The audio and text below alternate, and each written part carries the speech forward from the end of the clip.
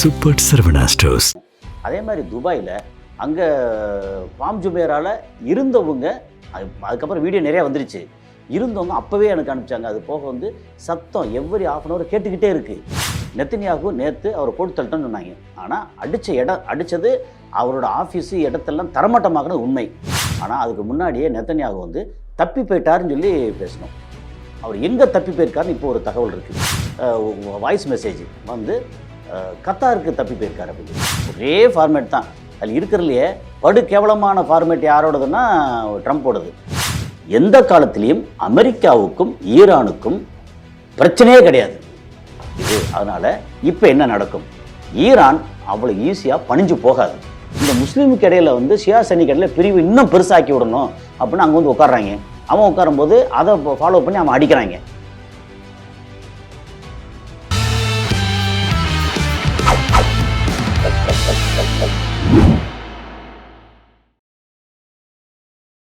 நேயர்கள் அனைவரையும் ஜெம் தொலைக்காட்சியினுடைய அரசியல் ஆடுகளம். இன்றைக்கு நம்ம சர்வதேச செய்திகளோடு நமது உலக சர்வதேச இன்டர்நேஷ்னல் செய்தி பகுப்பாய்வாளர் திரு கசாலி அவர்களோடு பேச போகிறோம். சார் வாங்க. சார், இப்போது நிலைமை ரொம்ப மோசமாக போயிட்டு இருக்கிறதாக மத்திய கிழக்குலேருந்து தகவல் வந்து கொண்டிருக்கிறது. உங்கள்கிட்ட ஏராளமான செய்திகள் மலை போல் குவிந்திருக்கிறது. நிறைய நம்ம மக்கள் நிறையா சவுதியிலேருந்து துபாயிலிருந்து நிறைய இடங்கள்லேருந்து நமக்கு வந்து தகவல் அனுப்பிச்சிட்டே இருக்காங்க. இத்தனைக்கும் அங்கே ரெஸ்ட்ரிக்டட் ஏரியா. பட் ஆரம்கோவில் அந்த ட்ரோன் விழுந்த இடத்துல நேராக பார்த்தவர் வந்து நமக்கு மெசேஜ் அனுப்புகிறார். ஆரம்கோவில் சவுதி வந்து அது ராஸ்தனூரான்னு ஒரு ஏரியா. இங்கே வந்து ஈஸ்டர்ன் ப்ராவின்ஸ் இருக்குல்ல, அந்த பக்கம் ராஸ்தனூரான்னு சொல்லி.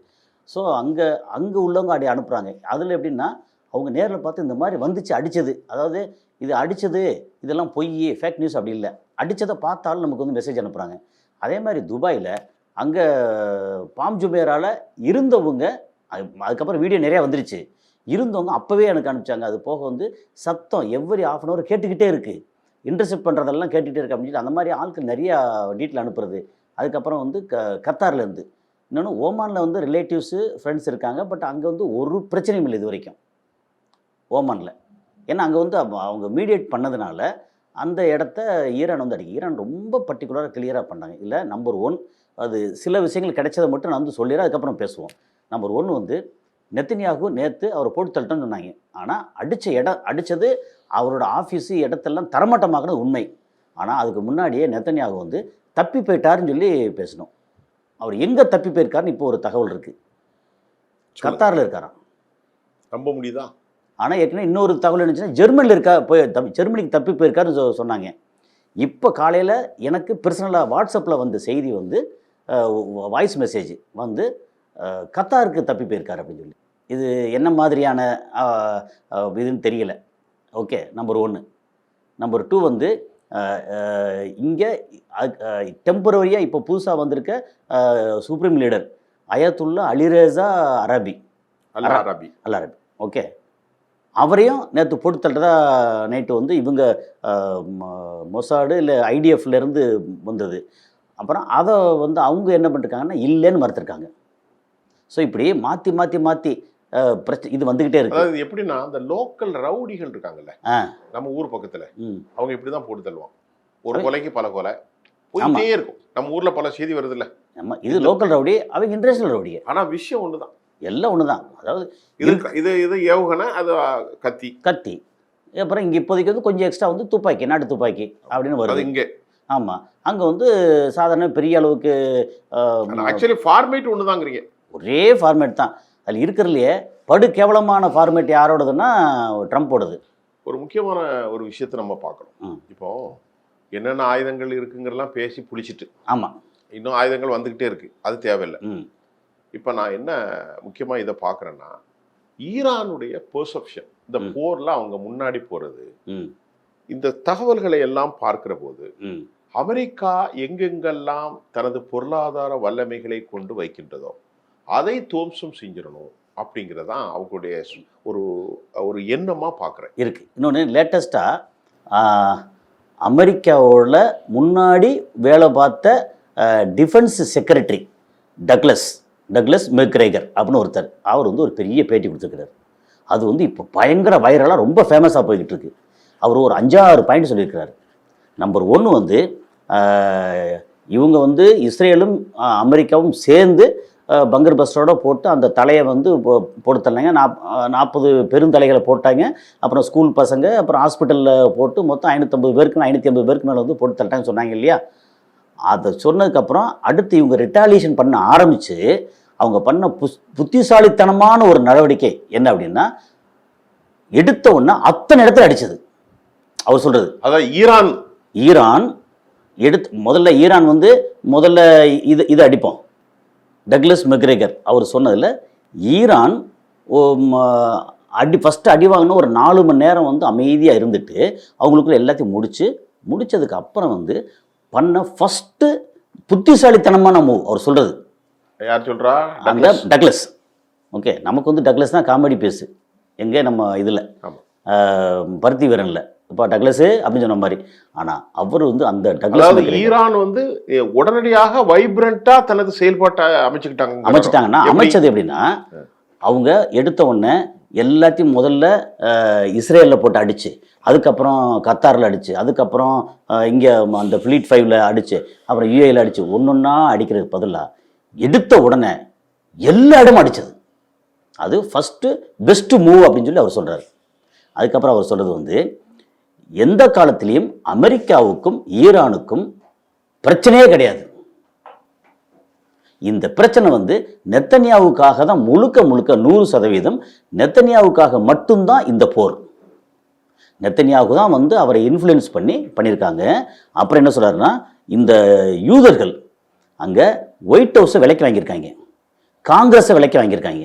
யூதர்கள் என்ன நினைக்கிறாங்களோ அதைத்தான் அமெரிக்கா செயல்படுத்தணும். இது ஏற்கனவே முன்னாடி தெரிஞ்சிருந்தா கூட அதை அங்கே இருந்த ஒயிட் ஹவுஸில் இருந்த former adviser to secretary, okay, defence secretary, அவர் வந்து சொல்கிறாரு, ஒயிட் ஹவுஸை ஃபுல்லாக வந்து அங்கே இருக்கிற பெரும் பணக்காரர்களும் பெரும் அரசியல்வாதிகள், அதாவது யூத லாபி, அதான் லாபி தான் மெயின், வந்து யூத லாபி காங்கிரஸை விலைக்கு வாங்கியிருக்காங்க. இப்போ இதுக்கு எதிராக காங்கிரஸ் ஏதாவது வந்து ஓட்டு போடணும், போட மாட்டாங்க, விலைக்கு வாங்கியாச்சு. ஒயிட் ஹவுஸ் மொத்தத்துக்கு ஒயிட் ஹவுஸ் விலைக்கு வாங்கியாச்சு அப்படிங்கிற மாதிரி அவர் சொன்னது. அப்போது முழுக்க இஸ்ரேலுக்கும் ஈரானுக்கும் பிரச்சனை இருக்குது. என்ன அது இன்னைக்கு இல்லை, அது பல வருடங்களா. ஆனால் ஈரானுக்கும் அமெரிக்காவுக்கும் எந்த காலத்திலையும் பிரச்சனை வந்ததில்லை அவர் சொல்கிறது. அப்போ அமெரிக்கா வந்து ஏன் அடிக்க வருது இஸ்ரேலுக்காக ஏன் அடிக்கணும் அப்படின்னு ஒரு கேள்வி அவர் கேட்டதில்லை. நெத்தன்யாகு அவ்வளோ இன்ஃப்ளூயன்ஸ் பண்ணியிருக்கிறாரு, அதனால அமெரிக்கா வந்து உள்ளே இறங்குனது தவறான விஷயம்னு சொல்கிறார் அவர். அதுபோக என்ன சொல்கிறாங்க வந்து, உலகத்தோட சைத்தான் ஈவில் அவர் வந்து பொறுத்தளிட்டோம், அப்புறம் உலகத்தில் இருக்கிற மொத்த தீவிரவாத கண்ட்ரி அதுதான், ஓகே அப்படின்னு சொல்கிறாரு. அது தவறானது. உலகத்தில் தீவிரவாதத்தை வளர்க்குற ஒரு நாடு அப்படின்னா பாகிஸ்தான் அவர் சொல்கிறது. ஈரான் வந்து அப்படிலாம் வளர்க்கலை, அவங்களுக்கு ப்ராக்சி வளர்க்குறாங்க, அது தீவிரவாதம் இல்லை. ஆனால் இந்த மாதிரி தீவிரவாதம் இந்தியாவை அடிக்கடி பிரச்சனை பண்ணிட்டே இருப்பாங்க இல்லையா? அப்புறம் இங்கே வந்து காஷ்மீர், இப்போ ஆப்கானிஸ்தான் அப்படின்னு பிரச்சனை பண்ணுறதுல தீவிரவாதிகள் அதிகமாக வளர்க்குறது பாகிஸ்தான். அதுபோக தீவிரவாதியே வந்து ஒரு நாட்டை ஆள்றதுக்கு அமெரிக்கா ஆதரவு கொடுக்கறது அப்படின்னா சிரியாவில் ஒரு ISIS தீவிரவாதி. அப்போது நீங்கள் பண்ணுறது தீவிரவாதியை ஆள்றதுக்கு நீங்கள் வந்து சப்போர்ட் பண்ணிட்டுருக்கீங்க. அப்புறம் தீவிரவாதியை வளர்க்குற கண்ட்ரி வந்து பாகிஸ்தான். இந்த ரெண்டையும் விட்டு போட்டு இந்த ரெண்டையும் உங்கள் பக்கத்தில் வச்சுக்கிட்டு ஈரான் வந்து நீ தீவிரவாதி நாடு சொல்ல தவறானது. அவர் சொன்ன சில பாயிண்ட்லாம் சூப்பர் பாயிண்ட்டு இது. அதனால் இப்போ என்ன நடக்கும், ஈரான் அவ்வளோ ஈஸியாக பணிஞ்சு போகாது. அது அவரு ஒரு சின்ன குறுக்கீடு. இப்போ இந்த போரை நான் எப்படி பார்க்குறேன்னா, அப்பாஸ் அராகச்சிக்கு ஒரு சாஃப்ட் அப்ரோச். ஆமாம். ஆனால் நேற்றிலிருந்து அப்பாஸ் அராகச்சியுடைய ஸ்டேட்மெண்ட்டும் மசூத் பெசஸ்கியான் ஸ்டேட்மெண்ட்டும் அவங்க எல்லாருமே உணர்ச்சி வசப்பட்டு ஒரு கொதிநிலைக்கு போயிட்டாங்க. அதாவது ஷியாவுடைய தத்துவம் என்னவென்றால், அவர்கள் அமீருல் மூமினின் அப்படின்னு ஒரு தத்துவத்தை வச்சுக்கிறாங்க. ஹாத்தமுல் அல் அன்பியா, தங்களுக்கு வழிகாட்டுதலாக ஒட்டுமொத்த முஸ்லிம் சமூகமும் ப்ராஃபட் முகம்மதை வைத்திருந்தாலும் அவர்கள் அதற்கு கீழே அவர்களுடைய காலத்துக்கு பின்பு நமக்கு ஒரு வழிகாட்டுதல் வேண்டும் என்றும் அவர் உச்சபட்ச தலைவராகவும் இருக்கிறார். இப்ப அந்த உச்சபட்ச தலைவரை மற்ற முஸ்லிம் நாடுகளை விட ஷியாக்கள் பெரிதும் மதிப்பதால் இது நீண்ட காலத்திற்கு ஒரு பெரும் தசாப்தங்களுக்கு, ஒரு தசாப்தம் இல்லை, 2 தசாப்தம் இல்லை, 5 தசாப்தம் இல்லை, பல தசாப்தங்களுக்கு நெஞ்சத்தில் அமெரிக்காவை பற்றியும் யூதர்களை பற்றியும் இது ஒரு பெரும் பிரளயத்தை உருவாக்கும். இது என்னுடைய கேள்வி. இல்லை, கண்டிப்பாக இதில் அவர் அயத்துல்லா அலி கமேனி, ஆமாம், இமாம் அயத்துல்லா அலி கமேனி, அவர் பிறந்த இடம் வந்து காஷ்மீர். ஆமாம், காஷ்மீரில் நிறைய போராட்டம் நடந்துச்சா. எங்கள் மண்ணுக்கு சொந்தக்காரரு அவர், அங்கே இருக்கிறார். ஓகே, சொந்தக்காரு. அதே மாதிரி குஜராத்தில் போரா முஸ்லீம், அவங்களும் ஷியா. அவங்களுக்கு இங்கே ஒரு தலைவர் இருந்தால் கூட இருக்கிறதுல பெரும் தலைவர் அவர். புர்ஹானுத்தீன் ஒன்று வச்சிருப்பார். இங்கே ஒரு தலைவர் இந்தியாவில் இருப்பாங்க. இந்தியாவில் குஜராத்தில் இருக்கிறார். ஓகே, ஷியா. ஸோ இந்த எல்லாத்துக்கும் சேர்த்த தலைமையகம் அவர். அந்த இமாம் வந்து போட்டு தள்ளின உடனே இவங்க வந்து ஆறாத வேர்டு இருக்குது. இவங்க கையில் வந்து எக்கச்சக்கமாக பணம் இருக்குது, நிறைய அதிகாரம் பணம் இருக்குது, இன்ஃப்ளூயன்ஸ் இருக்குது. யார்கிட்ட? இப்போ இங்கே உலகத்தில் இருக்கிற ஷியா முஸ்லீம்கிட்ட ஆமாம் இருக்குது. அப்புறம் சவுதி அரேபியா, இந்த ஜிசிசி கண்ட்ரி சன்னி முஸ்லீம்ஸ் எல்லாம் வந்து வேறு வழி இல்லாமல் அமெரிக்காட்ட கையேந்திட்டு நிற்கிறாங்க. இன்றைக்கி என்னாச்சு, அடித்தது எல்லாமே துபாயை வந்து பயங்கரமாக அடிச்சிருக்காங்க. அது ஏற்கனவே சொல்லியிருக்கோம். ஏன் அடித்தாங்க அப்படின்னா, அடித்த இடம் மக்கள் வாழ்கிற இடத்துல ஃபேர்மண்ட் ஹோட்டலாக இருக்கட்டும் அல்லது பாம் ஜொமேராவாக இருக்கட்டும், இதெல்லாம் அடிக்கிறாங்கன்னா அங்கே எங்கெல்லாம் மொசாடு, சிஐஏ, அதுக்கப்புறம் எங்கெல்லாம் வந்து இந்த ஒரு டவரில் இது அமேசான் நெட்வொர்க்கிங், இது எதுக்கெல்லாம் ஈரானுக்கு எதிராக அமெரிக்காவுக்கு ஆதரவாக அமெரிக்க ஆட்கள் இருந்தாங்களோ அங்கே மட்டும்தான் அடிச்சிருக்காங்க. அந்த அமெரிக்க ஆட்கள் என்ன பண்ணிட்டாங்க, சட்டுன்னு வெளியில் தனியாக வந்து வீடு வச்சுருப்பாங்கல்ல, அங்கே காலி பண்ணிவிட்டு மக்களாக ஹோட்டலில் வந்து உட்காந்துருக்காங்க. இது இப்போ தகவல் அடுத்தடுத்து வருது. என்னென்னா, இது கேட்டால் மக்கள் அடித்தாங்க பார்த்தீங்களா அப்படின்னு இந்த முஸ்லீமுக்கு இடையில வந்து ஷியா சன்னிக்கு இடையில பிரிவு இன்னும் பெருசாக்கி விடணும் அப்படின்னு அங்கே வந்து உட்காடுறாங்க. அவன் உட்காரும்போது அதை ஃபாலோ பண்ணி அவன் அடிக்கிறாங்க இவனை. இப்போ இதில் ஒரு கேள்வி. அதாவது இராணுவம் என்பது இராணுவ நிலைகள் அமெரிக்காவுடைய சென்காம் இதெல்லாம் பாதுகாக்கத்தான். ஆமாம், அப்போ அமெரிக்காவுடைய தளங்களில் இருப்பவர்கள் இராணுவ நிலைகளில் இருந்தோ தனது தளங்களில் இருந்தோ வெளியேறிவிட்டார். அதை பாதுகாப்பது யார்? ஒருத்தர் இல்லை. அதாவது என்னாச்சுன்னா, அந்த இராணுவ தளங்கள் யுஏஇ இராணுவ தளம் வந்து பெருசாக அடிபடலை இன்னும். இல்ல, நான் சொல்றது அமெரிக்க ராணுவ தளங்கள். அமெரிக்க ராணுவ தளம் யுஏஇல ஒரு 400 பேர் வரைக்கும் இறந்ததாக சொல்லப்படுது. இல்ல, இறந்தது 1000 பேருக்கு மேல. அமெரிக்காவிலேயே அமெரிக்காவோட ராணுவ வீரர்கள் 1000 பேருக்கு மேல இறந்திருக்காங்க. இன்னும் ஒரு சஸ்பென்ஸா இருக்கிறது, யுஎஸ்எஸ் ஆப்ரஹாம் லிங்கன் என்ன ஆச்சு, அது சஸ்பென்ஸா இருக்கு. அதுல உண்மையிலே வந்து 4 பாலிஸ்டிக் மிசைலை வச்சு அடிச்சிருந்தாங்க அப்படின்னா 5700 பேர் அதுல மட்டும். அதுல அவங்க என்ன சொல்றாங்க, அப்படி ஒன்றும் தாக்குதல் நடக்கல. அவங்க சொல்றது வந்து மறுக்கிறாங்க. சென்காம் சொல்றது வந்து இட்ஸ் அ லை. இவங்க சொல்றது நாங்க அனுப்பிச்சோம். 2 பேருமே போய் சொல்றாங்க. அனுப்பிச்சது உண்டு. என்ன சொல்றாங்கன்னா, அவங்க அனுப்பிச்சாங்க, ஆனா எங்க பக்கத்துல வரலன்றாங்க. ரொம்ப சிம்பிள்.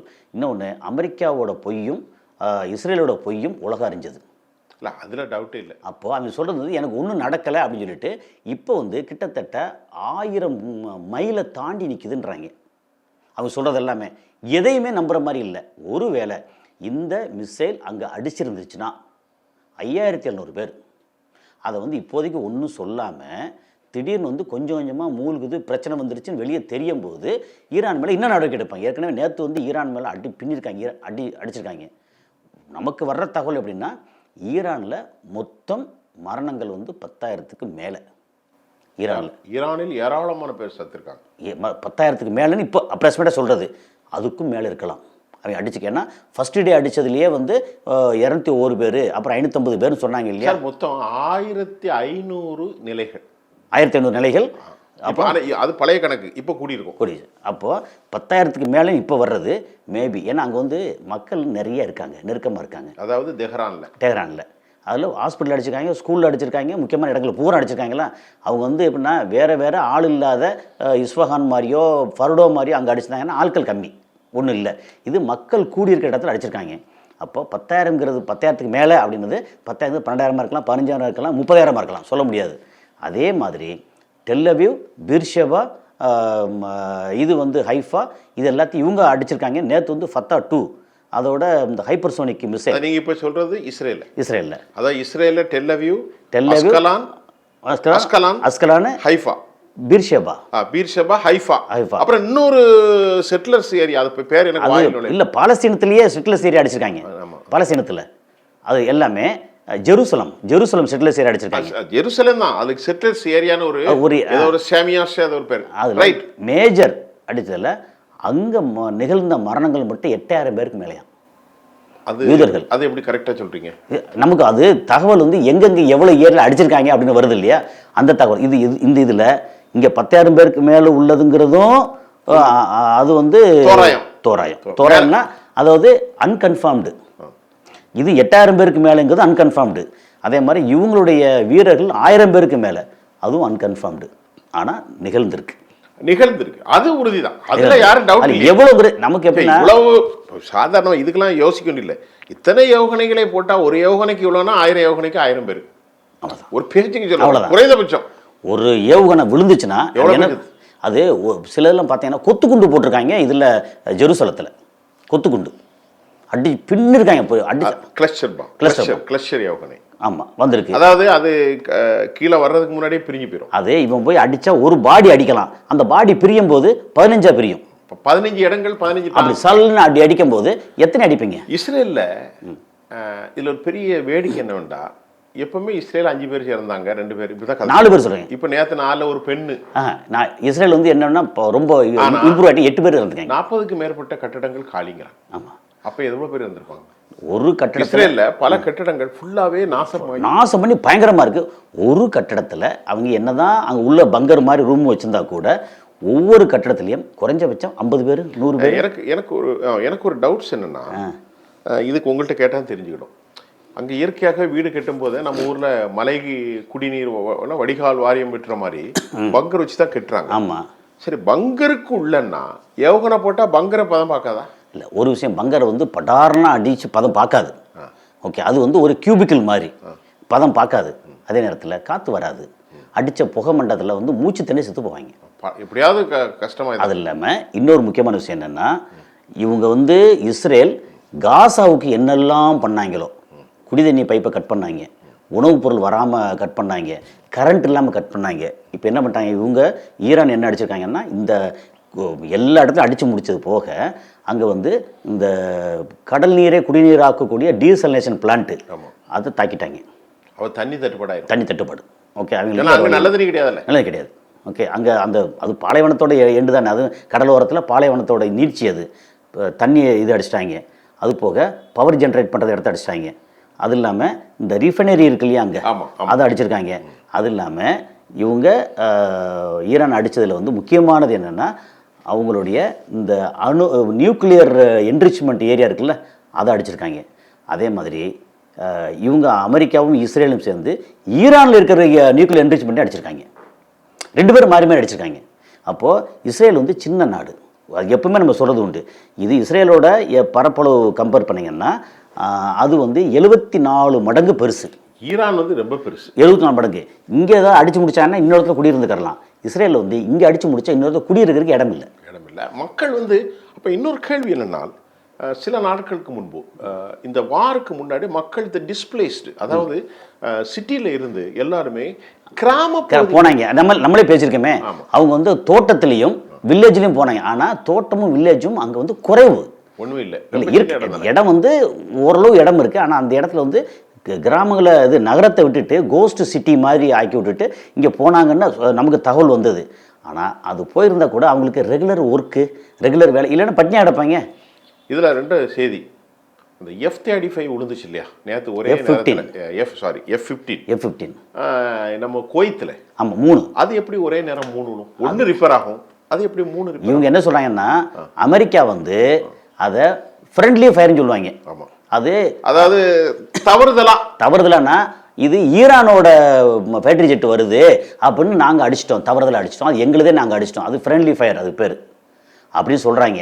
ஆனால் என்னென்னா F-15, F-16, 22 and 35 எல்லாமே வச்சுக்கங்களேன். ரேப்டாரா F-22 ரேப்டார். F-22 தான் இருக்கிறதுல வல்லமை கொண்டது. F-35 வந்து ஸ்டெல்த்து. ஆமாம், அதே மாதிரி F-A-18 வந்து ஹார்னட். அது ரொம்ப மோசமான. F-15 வந்து ஸ்டெல்த் இருக்கு அதில், அது தெரியல எனக்கு. F-35 100% stealth. இதில் ஸ்டெல்த்தும் இருக்குன்றாங்க. அது நமக்கு தெரியாது, பல தொழில்நுட்பம் இருக்கு. என்ன ஆனால் F-15ஓட இம்ப்ரூவ்டு வெர்ஷன் தான் F-16 and 35. ஓகே, இதில் வந்து அவங்களுடைய சிக்னல், ஓகே, அவங்க யார் போகிறா, எங்கேருந்து அனுப்பிச்சிருக்காங்க, அவங்களுக்கு டீட்டெயில் கிடைக்காமலாம் இருக்கும். எல்லாம் கிடைச்சதுக்கு அப்புறமும் ஃப்ரெண்ட்லி ஃபயர்னு சொல்லி அடிச்சிட்டோன்னு சொன்னாங்கன்னா சொல்கிறாங்க. அப்போ ஒன்று அடிச்சிருந்தாங்கன்னா, அதாவது எப்படின்னா இவங்களோட ஃபைட்டர் ஜெட்டு போகுது, ஈரானோட ஃபைட்டர் ஜெட்டும் போகுது அப்படின்னா இது அடிக்கிறது பல இது அடிச்சிட்டோம் அப்படின்னு சொல்லலாம். ஆக்சுவலி இப்போ ஈரான் இப்போ இது எப்படி இப்போ இவ்வளோ தொலைலேருந்து இதை வந்து துல்லியமாக எப்படி அடிக்க முடியும் ஈரானால்? ஈரான் கையிலேயே வந்து இது வச்சுருக்காங்க, ஆயுதங்கள் வச்சுருக்காங்க, ட்ரோன் அடிக்கும்ல, ட்ரோன் அது அடித்தது அப்படி. இப்போ இதில் வந்து தகவல் 33 மில்லியன் பெருமானம் உள்ள ஒரு 3 விமானங்கள், ஒரு விமானம் மட்டும் F-35 120 மில்லியன், 3னா 330 அது 500 மில்லியன் வச்சுக்க, மொத்தத்துக்கு 500 மில்லியன். இப்போ இது வந்து எவ்வளோ தெரியுமா? $35,000 தான். ஆமாம், இது இவங்களது தொழில். ஷாஹின் இருக்க, ஆமாம், ஷாஹினை பார்த்து தான் வந்து அமெரிக்கா வந்து ரிவர்ஸாக ஒன்று கண்டுபிடிச்சி வச்சிருக்கான். அது பேர் நேற்று சொன்ன அன்னைக்கு மறந்துச்சு எனக்கு. அதாவது MQ ட்ரோன் இருக்கு இல்லையா, கமிகாசி, அது வந்து ஆக்சுவலாக இந்த ஷாஹித் ட்ரோன் இருக்குல்ல, அது வந்து அமெரிக்காவில் ஒரு ட்ரோனை வந்து கீழே இறக்கி விட்டு அதை பார்த்தா இவங்க இம்ப்ரூவ் பண்ணாங்க. அதுல இருந்து இன்னும் கொஞ்சம் அடிஷனலாக சேர்த்து அதை சேர்த்து இவங்க பண்ணுறாங்க. எப்பவுமே தொழில்நுட்பம் அப்படித்தானே. ஆனால் இதை காப்பி அடிச்சு இப்போ அமெரிக்கா முதலாக மலிவு விலையான ஒன்றை நேற்று தான் பரிசீலிச்சிருக்கான். அப்புறம் GBU 52க்கு பதிலாக நேற்று ஒரு ஸ்ட்ரைட்டிங் ஒன்று புதுசாக யூஸ் பண்ணியிருக்கான். இந்த ரெண்டும் சரி, அதை விட்டுருங்க. இன்னொன்று இப்போ முக்கிய டெமோஹாக் வந்து யூஸ் பண்ணியிருக்காங்க அங்கே. அது ரொம்ப வேல்யூபிளானது. அது டெமோஹாக் வந்து லோ லெவலில் போகக்கூடியது, ஸ்பீடாக போகக்கூடியது. டெமோஹாக்கு இவன் அமெரிக்கா யூஸ் பண்ணியிருக்காங்க. அப்புறம் நேற்று வந்து இவங்க ஃபட்டா 2 யூஸ் பண்ணியிருக்காங்க இஸ்ரேலுக்கு எதிராக. ஆமாம், அதில் கரம் ஷோர் முக்கியம். கரம் ஷோர் நீங்கள் சொன்னீங்களே, கொரம் ஷவர் 4. கொரம்ங்கிறது வந்து சிங்கம், அது ஏதோ பேர் பாரசீகத்தில். ஓகே, கொரம் ஷோர் அது பல உச்சரிப்பு இருக்கும். ரைட், அது எதில் அடிச்சிருக்காங்கன்னா பெஞ்சமின் நெத்தன்யாகுடைய காம்பவுண்ட் அதை வச்சு அடிச்சிருக்காங்க. ரைட், அதை விட்டுருங்க. இறுதியாக ஒரு கேள்விங்க. நேற்று வந்த செய்தி வாஷிங்டன் போஸ்ட்ல அப்படி கொட்டெழுத்தில் போட்டாங்க. என்ன செய்தினா, இந்த போருக்கு காரணம் சவுதி அரேபியா தான், சவுதி தான் அழுத்தம் கொடுத்தாங்க. ஆமாம், ஈரானும் இஸ்ரேலும் காரணம் அப்படிங்கிறத வாஷிங்டன் போஸ்ட்ல சொல்லுவாங்க. சொல்லிட்டு சல்மான் அமெரிக்காவினுடைய பியூரோக்ராஸ்ட்டை அழுத்தம் கொடுத்தா. இது நம்புற செய்தியா? அது வேணும்னு பண்றாங்க. அது என்ன, அதுக்கு என்ன காரணம் இப்போ டீட்டெயில் இருக்கலாம் இல்லவா? இல்லை, வாய்ப்பு இல்லை. காரணம் வந்துருச்சு.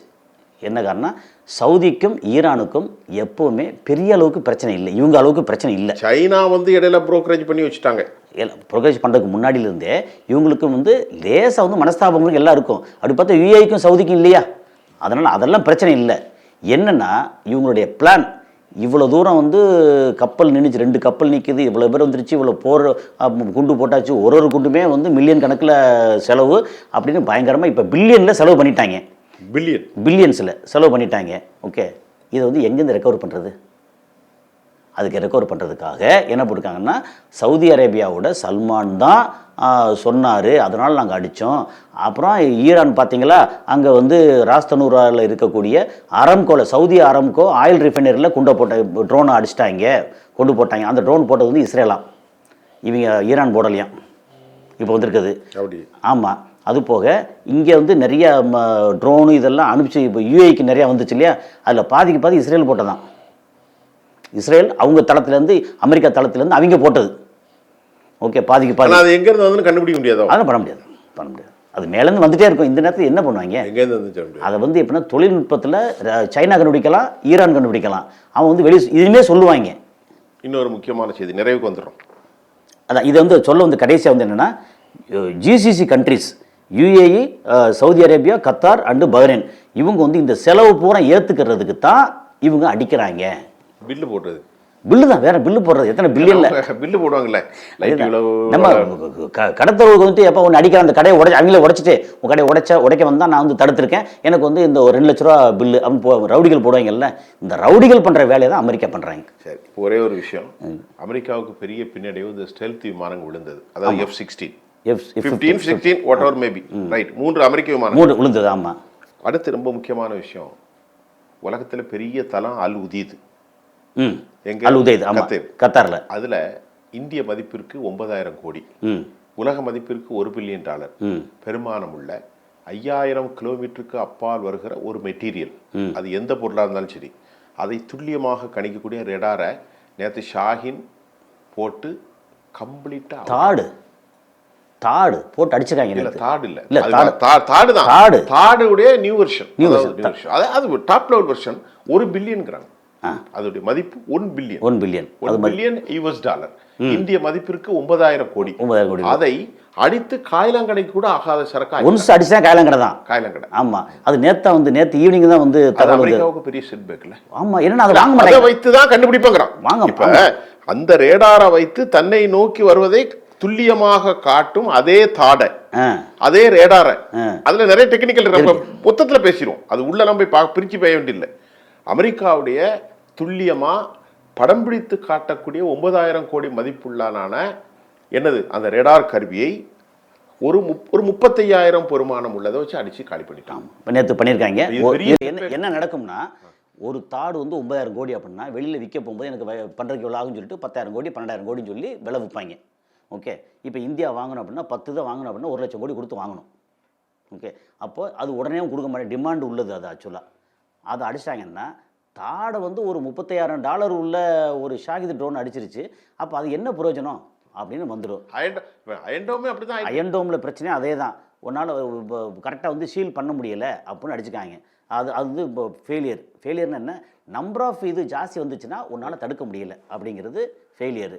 அதுக்கப்புறம் F-15 உண்மையிலே பயங்கர டிமாண்டு உள்ள ஒரு ஏர்கிராஃப்ட். அது ஃபைட்டர் ஜெட் F-15 F-35 வந்து அவ்வளோ ஈஸி கிடைக்கிறது இல்லை. கொடுக்க மாட்டேன். அவ்வளோ தூரம் இருக்கிறது. ஆனால் இவன்ட்ட மட்டும் இருக்கு. இஸ்ரேல் வந்து ஒன்று தானே, ப்ராக்ஸி. ஆமாம். அதனால் அது வந்து எப்படின்னா இவங்களோட ஃப்யூச்சர் பிஸ்னஸ் வந்து பெருசாக பாதிச்சிருக்கு. இப்போ முடிவாக என்ன சொல்லிடலாம் தெரியுமா, ஈரான் அவன் பாட்டுக்கு இருக்கான், அவன் வம்பு சண்டைக்கு போகலை. ஈரான் இவன் வழியை வந்து அடித்ததுனால திருப்பி அடிக்கிறான். இதில் ஈரானும் நாசமாக போயிருக்கு, இஸ்ரேலும் நாசமாக போயிருக்கு. அப்புறம் இன்டைரக்டாக அல்லது டைரெக்டாவோ அமெரிக்காவும் இப்போ நாசமாயிருச்சு. இப்போ அமெரிக்கா ஒரே ஒரு செய்தி நிறைய செய்தி வருது சார், நேரங்கிறது தான் கட் பண்ணுது சார். பேச்சுவார்த்தை கூப்பிட்டு மறுத்துட்டாங்க. ஆமாம், இல்லை அதை சொல்லுங்களேன். இல்லை, நேற்று ஈவினிங்ல இருந்து நேற்று நைட்டு வந்து இந்த ட்ரம்ப் வந்து அங்கே ப்ரெஸ் மீட் சொல்லியிருக்கிறாரு. என்ன சொல்லியிருக்காரு? அவர் என்ன சொன்ன தெரியுமா, நாங்கள் வந்து இதெல்லாம் அது ரொம்ப இதெல்லாம் இன்ரிச் பண்ணாங்க, அவங்க கையில் வந்து ICBM இருந்தது, அதனால் நாங்கள் அடிக்க வேண்டி வந்துச்சு, நாங்கள் இன்னும் வந்து பேச்சுவார்த்தைக்கு கூப்பிட்றோமே. எப்படி அதுக்கு அடிப்பாங்களா? லாரிஜானி கிடையாது அவர், ப்ளஸ் வந்து இப்போ புதுசாக வந்திருக்க தலைவர். ஆமாம், ஏற்கனவே சபாநாயகர் பக்கர் கலிபாப் பிச்சை எடுத்தாலும் நம்ம நிறுத்த மாட்டோம். அவர் தான் அவர் சொல்றது வந்து அப்போ ஒன்று. அப்போ இவங்க முடிவு பண்ணிட்டாங்களோ இனி என்ன ஆனாலும் சரி அடிச்சுக்கிட்டே இருக்கும். அது பட் பேச்சுவார்த்தை வந்துடுவாங்க. ஏன்னா ஒரு கட்டத்து வரைக்கும் என்னென்னா அவங்க சொல்கிறதே எப்படின்னா, அமெரிக்கா வந்து அவங்க உளவு பிரிவுலேருந்து கேட்டு என்ன சொல்கிறாங்கன்னா, ஈரான் இன்னும் 1 to 2 months 4 வாரத்துலேருந்து 8 வாரம் வரைக்கும் போரை நிறுத்த மாட்டாங்க. ஆனால் ஈரான்கிட்ட நேற்று இன்னொன்று சார் ஒரு வீடியோ வெளியிட்டிருக்காங்க. நேற்று ஈரான் தானே? ஆமாம், அது பயங்கரமாக இருக்காங்க. ஆமாம், அப்போ ஈரானுக்கு பல மாதங்கள் போர் செய்யறதுக்கு சரக்கு இருக்கு, எல்லா இதுவும் வச்சிருக்காங்க. பல மாதங்களுக்கு 2 அமெரிக்காட்ட கிடையாது. அமெரிக்கா இருக்கு சார். இல்லை இல்லை, நான் சொல்லலை, நியூஸ் வந்துச்சு இருக்கு. ஆனால் சொல்றாரு கெயின் சொல்றாரு. கெயினோட இது இன்டர்வியூ பார்த்தீங்கல்ல, அமெரிக்கா நிறையா வச்சிருக்காங்க. ஆனால் என்னன்னா அதை எல்லாத்தையும் யூஸ் பண்ண முடியாது. அதை என்ன பண்ணுவாங்கன்னா, இது சவுதிக்காரன் வந்து நான் காசு கொடுக்கன்னு சொன்னால் யூஸ் பண்ணுவாங்க, இல்லை வச்சிருப்பாங்க. அவன் வியாபாரி தானே. இவங்க அப்படி இல்லை, இவன் வந்து உயிருக்கு போராடுறவங்க. அதனால இவன் வந்து ஒரு கட்டத்தில் அமெரிக்காவுடைய உயிர்கள் அதிகமாக போகும்போது என்ன செய்ய முடியும், வேற வழி. ஆனால் இதை நேற்று யார் சொல்லியிருக்கா, பீட் ஹெட்ஸ் சொல்றாரு. பீட் ஹெட்ஸ் கன்ஃபர்ஸ்டு டிஃபென்ஸ் செக்ரட்டரி. இனி வரும் நாட்களில் அமெரிக்கர்கள் அநேகமாக அதிக உயிரிழப்பு வரும். இதெல்லாம் போக ரொம்ப முக்கியமாக இது 1 மாதம் 2 மாதம் இவங்க தாக்கு பிடிச்சிட்டாங்கன்னா இந்தியா பிச்சு எடுக்கும். அந்த அளவுக்கு பிரச்சனை ஆயிரும். என்ன ஹார்மோஸ் வந்து இப்போ க்ளோஸ்டு, இன்னும் 1 வாரம் தான். 1 வாரம் பிச்சு எடுக்கணும்னா நம்ம வந்து அவமானமாக சொல்லலை, இது எளிமையான வார்த்தையில் சொல்கிறோம். இந்தியாவுக்கு வரக்கூடிய முக்கியமான நேச்சுரல் கேஸ் ஹார்மோஸ்லேருந்து தான் வருது. அதில் எல்லாம் க்ளோஸ் பண்ணி வச்சுருக்காங்க. அங்கே வந்து முந்தாள் 2 டேங்கர் அடித்தாங்க, நேற்று வேறு அடிச்சிருக்காங்க உள்ள. அங்கே வெயிட் பண்ணி நிற்குது, திரும்ப மெதுவாக கிளம்பும்ல. அது US பிரிட்டனுக்குரியதுங்கிறாங்க. ஆமாம். அப்புறம் ஒரு ஃப்ளாக் வந்து இதில் நம்ம பஹ்ரைன் இருக்குல்ல, அதில் வந்து அமெரிக்காவோட ஃப்ளாகை போட்டு வந்ததில் அடிச்சிருக்காங்க. ரைட். நம்ம இன்னும் நிறைய பேசலாம், நிறைய இருக்கு, பேசவே சரி, செய்தி வந்துகிட்டே இருக்கு. அதுக்கு மேலே கண்டென்ட் பண்ணிடலாம். ஆமாம், நாளைக்கு அடுத்த இதை வந்து நம்ம அப்டேட் பண்ணுவோம். நிறைய பேசியிருக்கேன் சார். ஆமாம், ரொம்ப நன்றி. நம்ம அடுத்து பேசுவோம். அடுத்து கண்டிப்பாக பேசுவோம். தேங்க்யூ.